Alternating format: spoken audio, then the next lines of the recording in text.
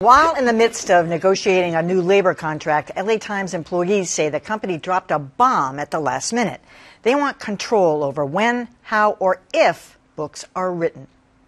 In an open letter, LA Times employees say management has proposed a draconian policy on books and other creative projects.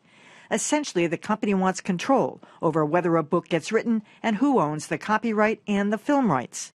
The letter, signed by dozens, says the new policy might drive away talented recruits and perversely incentivize Times journalists to quit in order to develop projects.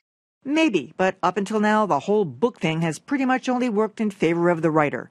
No surprise the employer might want a piece of the action.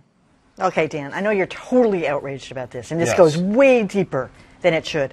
But I am not surprised, and I'm also a little bit sympathetic. For years and years and years, reporters have just splintered off. Half the time they're gathering their material on the company time. They're saving goodies that they've collected. You know, Washington Post reporters have done it. And they save it, they collect it, they may take a hiatus, whatever. But they got all that data and all that work on company time. They're just saying, this is way too far. They're saying if you can write a book or when you can write a book or, you know, copyright and all that. But I'm not surprised. Well, I mean, if you agree that they're going way too far, then I don't know that we disagree on anything here. What's troublesome about this is that the law is probably on management's side. These issues used to come up occasionally at the Boston Phoenix. But just because the law is on your side doesn't mean that you should push it this far. This goes much farther than the policies in effect at the New York Times, the Washington Post, the Wall Street Journal. And, you know, this business is difficult enough without having to crack down in a way that makes the journalists feel like, you know, we're just working for the company's store and that's all we ever get to do. I think there needs to be some clarity about exactly, you know, what they want. So this is a broad brush which favors all of them. The New York Times has a policy that seems reasonable to me. You know, if it's definitely considered to be derivative, you wrote the story on our time and we used it all, it was great, and now you're thinking a different way of using it. You make a fictional piece out of it or something, or even you do more non-fictional piece, we split the profits. Okay, that I can clearly see the trail from this to this. But I'm on a story and I get another idea based on being on a story but not having anything to do with it. I create something wholly different, a play or something or whatever. Had nothing to do with what I gave to you as your employee. And now you get a piece of that?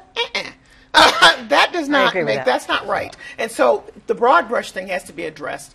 And here's the big thing. Intellectual property is really, this is it. This is what Netflix, this is what everybody's fighting for. So if this does not go down so that it benefits both parties, this is going to be a royal mess as we go forward. Callie, you can be my lawyer. I like that. No, I mean, a lot of newspapers have been grappling with this and trying to figure out solutions. The Globe, you know, came up with the idea several years ago, and I think fairly successfully, to sort of to actually recruit reporters to do books completely on company time, and then there's some kind of a profit-sharing arrangement. So lots of newspapers, and I think for the LA Times, as Dan suggested, retaining talent and attracting talent and keeping that talent happy, even in the media industry where, you know, it's a tough market for labor, you know, I feel like that's still an important thing for an institution like that, or should be. The bummer with this is that the LA Times has been in this sort of rebuild mode. You know, they're a great paper that was became a shell of its former self, and now is, you know, inching its way back to where people in the newsroom want to be. The owner seems very enlightened.